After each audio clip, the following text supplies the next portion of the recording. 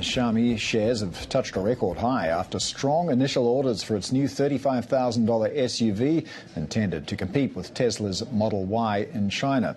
The company says it got over 289,000 pre-orders for the YU7 within an hour, and that exceeded analyst expectations. The new model is going to be a test of demand for Xiaomi cars after a fatal crash which involved a different model, sparking scrutiny from Chinese authorities. Let's get to Bill Russo now. He is founder and CEO of Automobility, a global strategy consulting and investment advisory firm. Bill, thanks for joining us. I just want to start by getting your reaction to those numbers. I mentioned more than 200,000 pre-orders in a matter of minutes. When you see numbers like that, what do you think? Yes, Xiaomi's a different type of a disruptor. They're not just an EV company. They're creating a fully integrated digital ecosystem value proposition, which in China, the world's biggest digital economy, resonates very, very well. They're bringing the smartphone mindset to the vehicle and treating the car as a smart terminal. The SU7 sales have been impressive. They sold north of 270,000 units in just over in about 14 months. This model is actually the YU7, the second model, which has that impressive opening in terms of pre-orders, is an even larger segment of the market. So I think you're going to see a pretty strong positive momentum for this company going forward. Yeah, these are good ideas that Xiaomi is putting forward, but almost certain to inspire imitators as well. So can demand for the YU7 be sustained in what's a very competitive Chinese market? Yeah, I think, first of all, if you copy hardware, that's one thing, but this is not a hardware-only company. This is a device company. They have an ecosystem of Xiaomi users of other smart devices that number in the hundreds of millions. There's more than 600 million devices that carry a Xiaomi logo. This is a well-accepted consumer electronics brand entering a new space, one of significant size. The biggest computer that you're going to interact with on a daily basis is actually going to be the one with wheels on it. That's the car. They recognize this opportunity. They've entered it.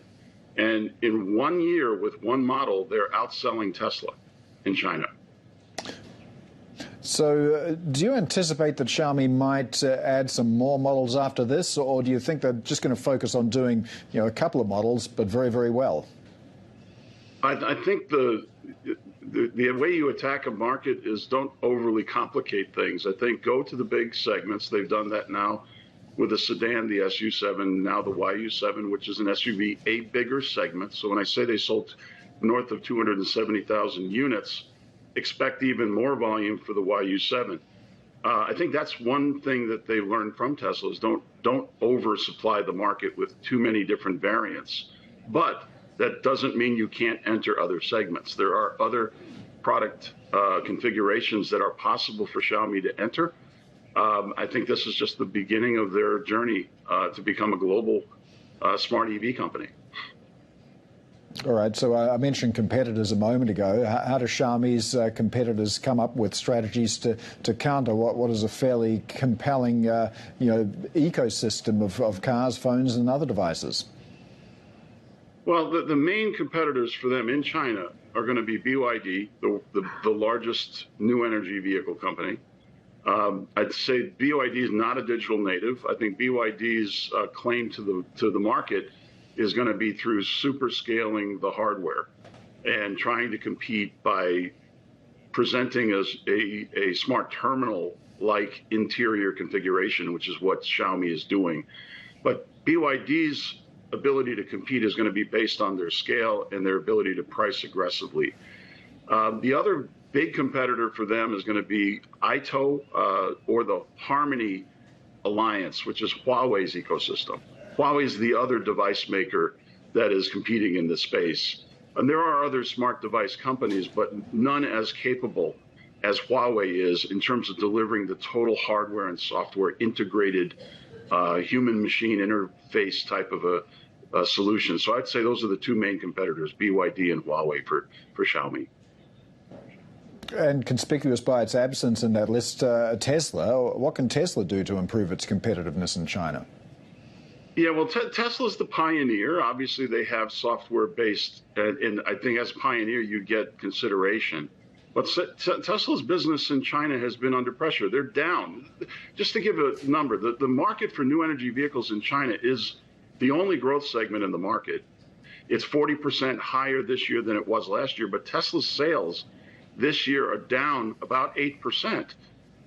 So that tells you that Tesla's model lineup is aged. The Model 3 launched in 2020, the Model Y in 2021. So they lack the freshness of companies like Xiaomi. And quite frankly, they don't have the digital ecosystem localized in the way the Chinese consumers want them. So I think these smartphone companies, these smart device companies jumping into the automotive industry with hundreds of millions of people that use their smart devices, that's a highly relevant value proposition in this market. Well, as you've been speaking, we've been showing some of the market share of China's biggest EV makers on the screen as well. And you noticed this as well, that the market is becoming more and more concentrated in fewer and fewer hands, the likes of BYD, Geely.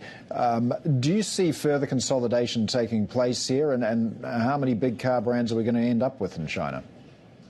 Yeah, well, first of all, there are... historically, there have been over 100. We're probably down to, as we look at the market right now, 10 companies generate 80% of the new energy vehicle sales. 5 companies, which includes Tesla, generate 60% of the new energy vehicle sales. And BYD, the leader, generates about 1/3 of all the new energy vehicle sales. So important to note that this is already a very concentrated market. It will consolidate because you can't run a business on very low volume in this industry and survive for very long. But there are going to be 2 lanes of those survivors. One lane is the hardware commoditizers, the ones who basically can only compete if they can price aggressively at scale. They're not going to necessarily differentiate themselves with software and technology. But you've got another lane, and that lane exists in China. Xiaomi's in that lane. Huawei's in that lane. Frankly, Tesla's trying to compete in that lane. And others like XPeng and NIO are struggling to generate the same volumes as what we've seen from Xiaomi. But they're going to differentiate with electronics and human-machine interface, smartphones on wheels. That'll be the 2 lanes of competition, and we'll see consolidation in both lanes. I want to get your views, too, on opportunities offshore for some of these Chinese EV makers. I mean, we see the US, Europe putting up barriers to protect their domestic car industries. But here in Australia, where I am, there is no longer a domestic car industry. And we're starting to see a few Chinese models on the roads now. How much growth is there offshore in markets such as Australia, Mexico, others? Huge. 1 out of every 5 cars that are made in China are actually being sold outside of China. And as I've said before, if you put a dam on a river, it doesn't stop the flow of the water, it just reroutes it. And China, instead of going to the US, instead of attacking Europe directly, they'll go to the emerging world. That's the global south, and Asia. I would put Australia in that category. It will be Central Asia, Middle East, Latin America.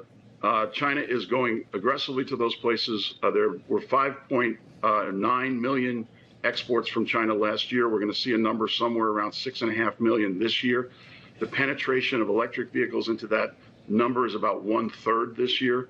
So China's going to go to the world with affordable, electrified mobility, and I think we're going to see more and more of that, in particular in the emerging world where affordability matters more.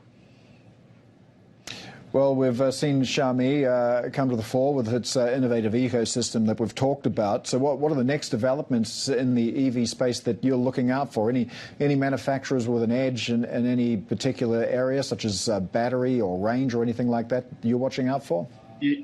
Okay, well, let's take the superscaler in the EV lane, which is BYD. BYD makes its own batteries, is highly vertically integrated, and can compete aggressively on price just simply because they have the highest cost component vertically integrated, and they have the scale economies to compete on price.